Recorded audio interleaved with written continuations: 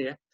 Bagaimana kita bisa menangani krisis dengan proses manajemen perubahan.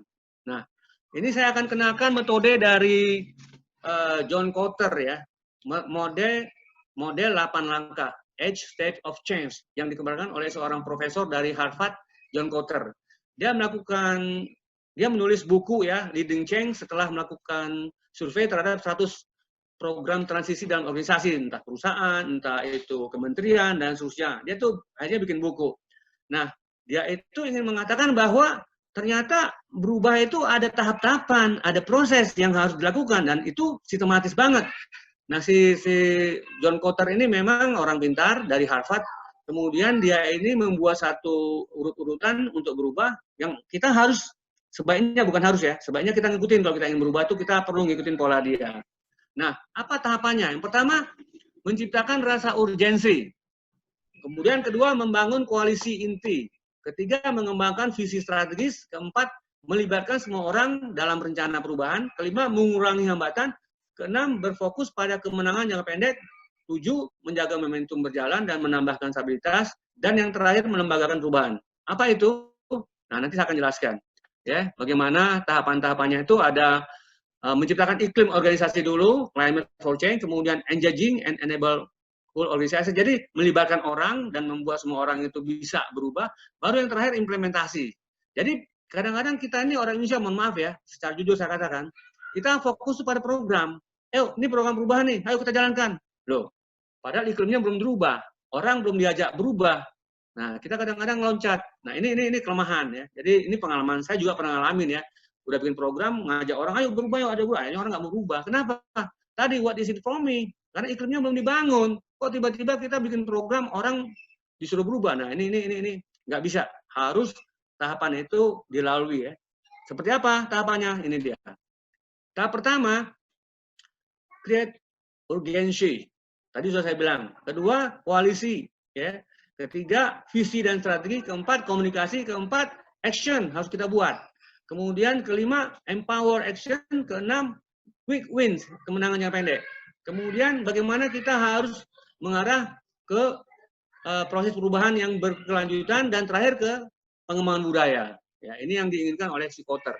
Nah, tahapan yang pertama, creating climate for change itu 3 ya. Jadi urgensi, koalisi, kemudian strategi itu tahap awal.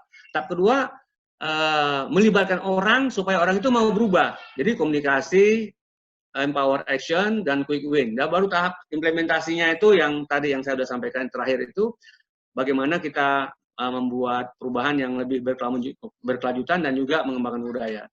Nah, ini dia. Contoh soalnya dari si Kotter ya, menciptakan urgensi, kebutuhan perubahan. Nah, dengan adanya COVID, mau nggak mau kan orang berubah. Tanpa adanya perubahan, tamat kita. Koalisi, perlu ada tim internal. Mungkin diperlukan konsultan ya, supaya bisa melakukan perubahan. Kemudian visi dan strategi, selaras dengan visi bisnis. Visi kita apa? Visi bisnis kita apa sih? Perusahaan itu apa sih? Kementerian apa sih? Whatever. Visinya, strategi itu harus ngikutin gitu. Kemudian komunikasikan, yang namanya visi itu harus disosialisasikan kepada semua orang supaya orang itu bisa sadar bahwa kita ini berubah. Ya.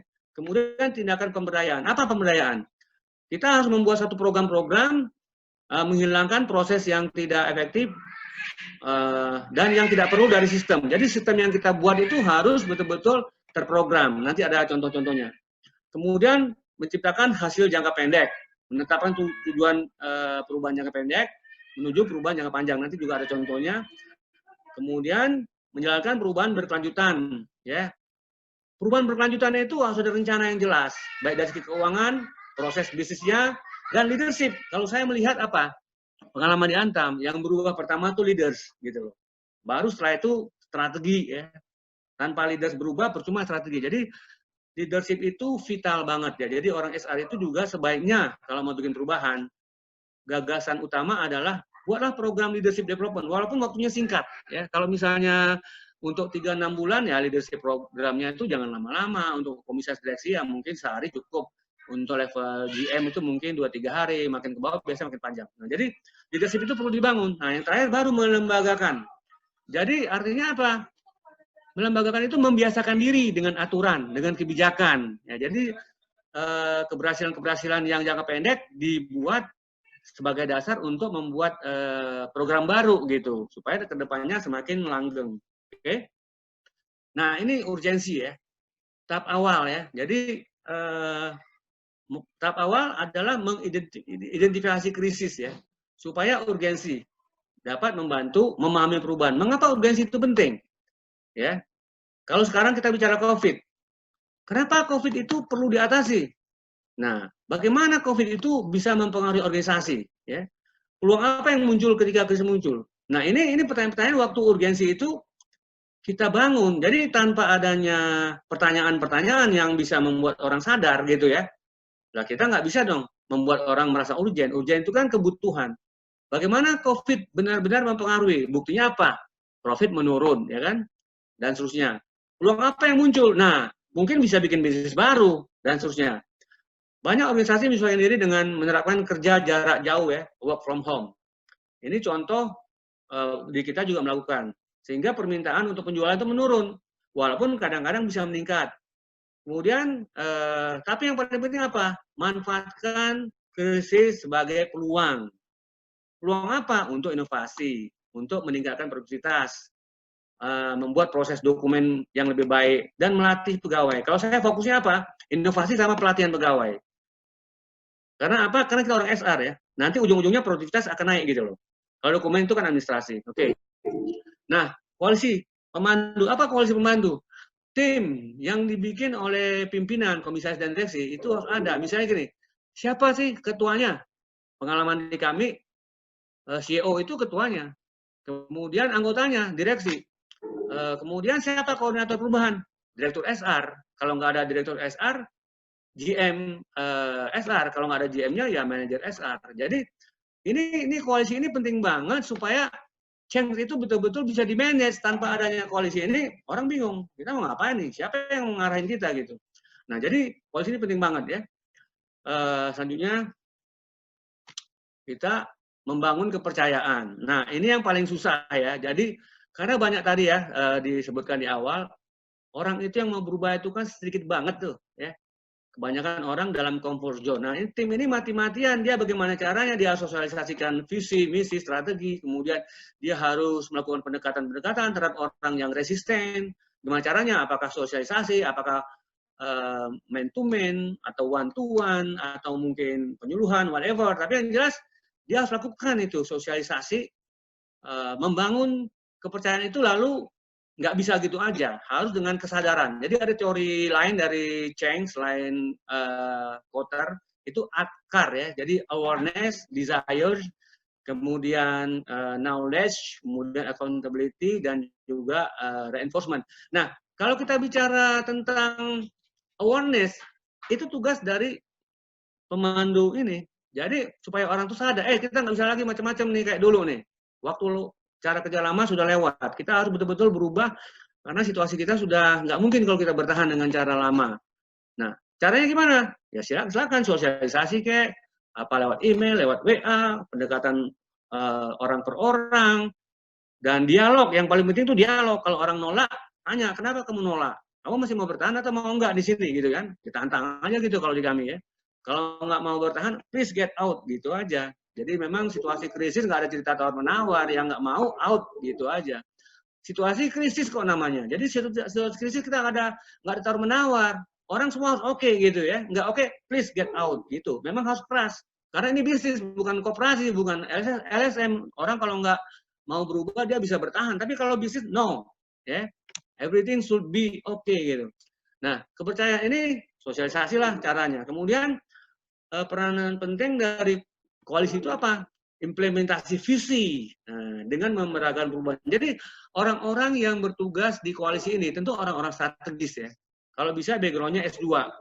Kalau enggak, belajar strategi. Saya waktu ditunjuk sebagai sekretaris tim manajemen perubahan, kebetulan saya baru pulang dari Australia ya.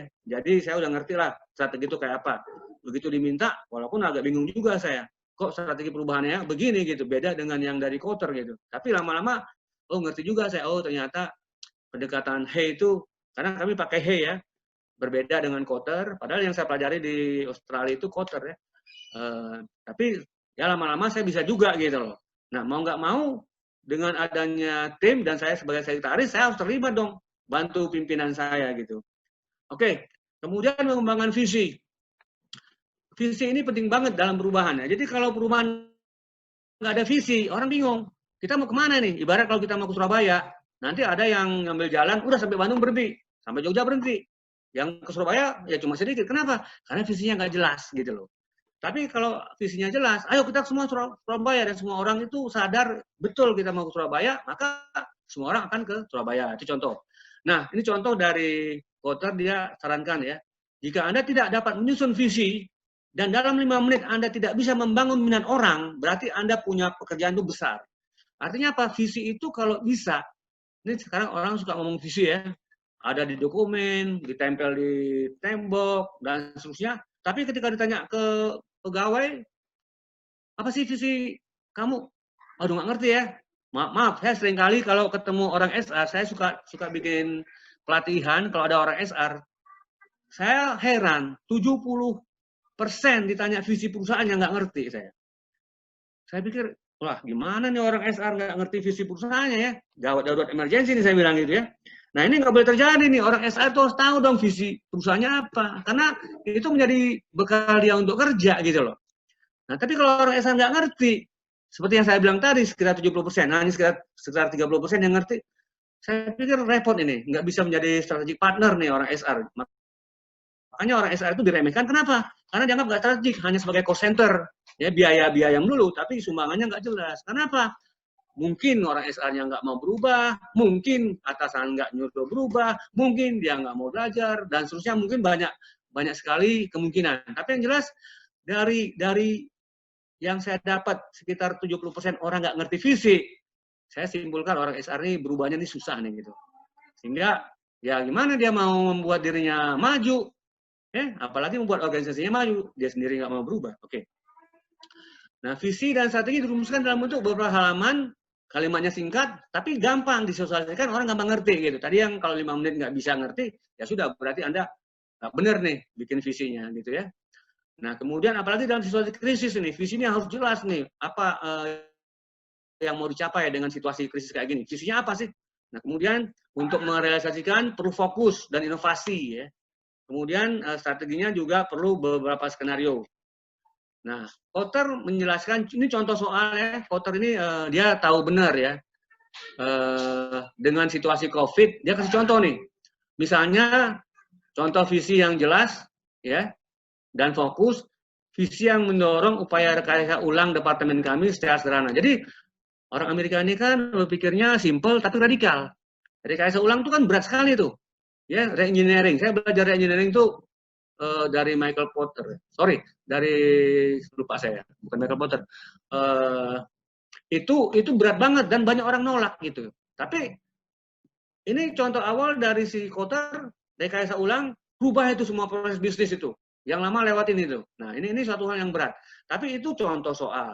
Kemudian kami ingin mengurangi biaya setidaknya 30% untuk meningkatkan kecepatan dan merespon pelanggan sebesar 40%. Nah, ini contoh yang lebih konkret. Tujuan besar berdasarkan proyek, ini di Austin ya. Tujuan besar berdasarkan proyek percontohan di Austin yang dapat dicapai, tetapi melalui kerjasama. Nah, ini bagus nih contoh dari Austin ya. Jadi proyeknya proyek percontohan. Ketika ini selesai dalam waktu sekitar 3 tahun, kita akan melompati pesaing terbesar untuk mencapai semua manfaat. Nah ini saya kira mungkin agak besar lagi nih visinya. Jadi dia mengatakan dalam kejadian COVID 3 tahun. Jadi visi itu dia sarankan 3 tahun itu ya. Apa yang ingin dicapai? Pelanggan lebih baik, peningkatan pertumbuhan lebih bagus, kemudian keamanan kerja juga lebih bagus, kebanggaan juga terjadi. Nah, ini saran dari Kotter. Nah, kemudian mengkomunikasikan. Saya sudah sampaikan tadi, bahwa yang namanya komunikasi itu suatu hal yang sangat vital dalam organisasi, dan kita nggak mungkin lagi berubah tanpa adanya komunikasi. Ya. Saya singkat aja. Kemudian memberdayakan aksi. Apa artinya? Membuat program. Orang SR itu, kalau sekarang COVID itu programnya apa? Work from home. Sediakan IT. Orang diminta untuk pakai WhatsApp. bikin shift kerja yang tidak sama antara satu dengan yang lain. Apalagi KPI harus dibikin. Apalagi arahan-arahan pimpinan itu harus dipersiapkan. Apalagi bagaimana supaya semua orang yang kerjanya tim tadinya satu tim sekarang pecah-pecah karena ada yang kerjanya shiftnya dirubah, koordinasi itu harus dibuat dan seterusnya. Nah, ini program-program SR. Apalagi silakan dipikirin karena banyak sekali program yang bisa kita buat, ya. Nah, nanti finance juga bikin program sendiri, CSR bikin program sendiri. Yang jelas memberikan aksi berbasis luas ini artinya apa? Setiap departemen itu perlu bikin program yang mandiri tetapi tersinergi. Jangan satu nanti jalan kemana, satu kemana nggak nyambung, akhirnya yang berubah cuma satu tempat. Nggak bisa. Disinilah diperlukan koalisi tim, ya, tim pemandu tadi ya. Nah, kemudian mengatasi hambatan. Nah, ini penting banget ya. Kenapa hambatan ini sering terjadi? Pertama, kata Kotter, atasan kadang-kadang ini nggak nyambung dengan visi. Ya, mohon maaf ya, kalau di tempat kita di Antam, alhamdulillah ya, leader itu mulai dari komisaris direksi itu nggak ada persoalan ya, semuanya oke dengan visi. Bahkan mereka mensosialisasikannya pada waktu itu pakai teleconference gitu ya, sehingga kita bisa bebas berdialog. Tanya, Pak, visi itu apa sih? Strateginya gimana, Pak? Wah, mereka tuh saut-sautan satu sama lain itu nyambung gitu loh. Tapi kadang-kadang ada atasan yang, oh iya ya, saya punya visi apa ya? Waduh, repot sekali nih orang atasan, tapi visi dia juga nggak ngerti. Padahal visi itu ada gitu. Nah ini runyam ini ya. Kemudian kadang-kadang struktur itu berbelit-belit, terlalu birokrasi ya. Dari atas ke bawah itu komunikasi nggak nyambung karena strukturnya terlalu panjang gitu ya. Nah, mestinya kan struktur itu paling panjang tuh 3 atau 4 layer gitu ya. Ini bisa sampai 7 atau 8 layer, sehingga dari atas ke bawah itu mau bicara nyambungnya 1 minggu gitu. Nah, ini kan nggak benar. Berarti strukturnya harus di-bypass. Kemudian kadang-kadang keterampilan yang dibutuhkan untuk bertindak itu kurang. Nah, orang SR, salah satu tugasnya adalah membuat pelatihan. Change agent. Siapa yang harus change? Tentu kalau di kami, komisaris dan direksi, dia change dulu. Dia trainingnya itu 2 hari. GM itu 4 hari. Manager itu 6 hari. Makin ke bawah, supervisor itu bisa 1 minggu lebih. Nah, ini keterampilannya itu dari pelatihan. Karena di pelatihan itu selain teori, praktek juga diajarkan. Nah, kalau orang SR itu mungkin kalau hanya sekedar work from home, nggak perlu pelatihan. Bikin shift, nggak perlu pelatihan.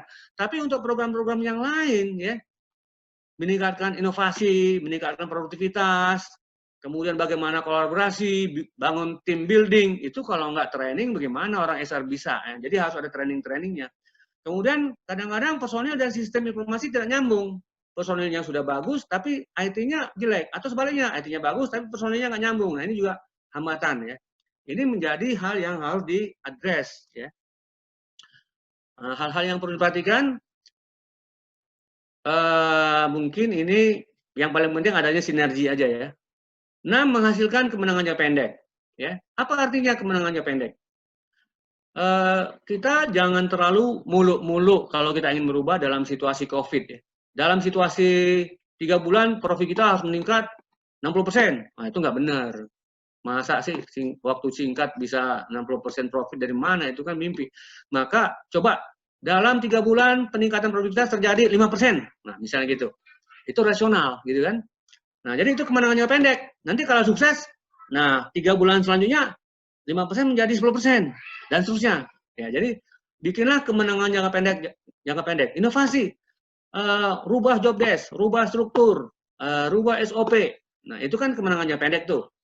Tapi harus disosialisasikan dan harus ada trainingnya gitu loh. Trainingnya juga jangan lama-lama gitu ya.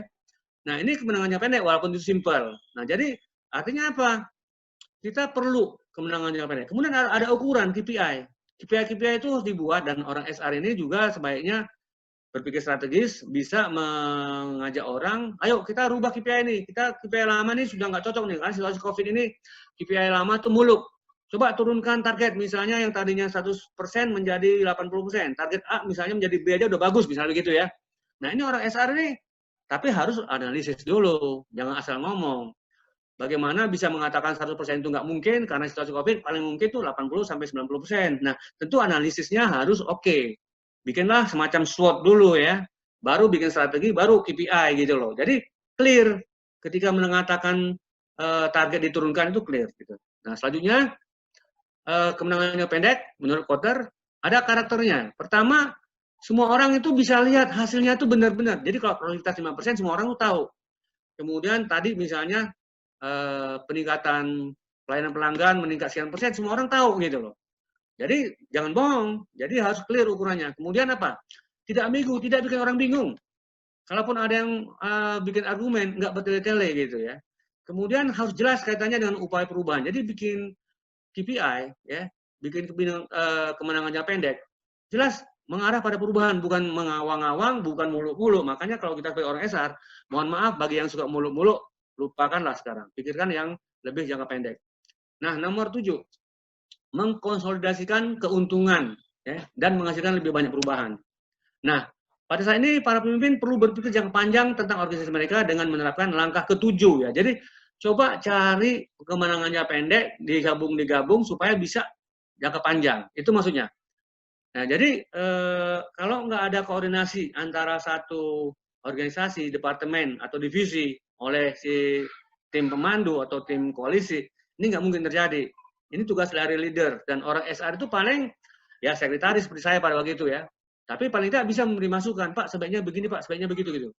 Nah, kemudian diperlukan pergeseran tanggung jawab, keterampilan baru untuk penambahan guna mencapai visi. Kadang-kadang kita tuh terpaku pada job desk, ya. Job desk saya begini, nggak bisa deh. KPI-nya kok tambah. Nah, nggak bisa lagi kita ngomong gitu. Dengan adanya perubahan KPI, job desk kita mau nggak mau harus dibikin fleksibel sesuai dengan KPI yang baru juga. Keterampilan baru, training ya. Training yang baru yang belum ada, bikin training tadi yang saya bilang sebelumnya. Kemudian manajer, ini penting banget nih, untuk mengartikulasikan visi. Nah, orang SR itu juga jangan cuma bisa ngomong, tapi bisa mensosialisasikan visi supaya orang itu merasa urgen. Oke. Nah, terakhir, melembagakan pendekatan baru dalam pengembangan budaya. Ini penting banget ya, karena kalau sudah kemenangan jangka pendek dilanggengkan dengan kemenangan jangka panjang di langkah ke-7 tadi, maka nanti jadi budaya. Oke, sampai situ mungkin nanti kita diskusikan lebih lanjut. Terakhir saya ingin bahas, apa sih peran SR dalam perubahan? Pertama, peran manajemen ya dan SR.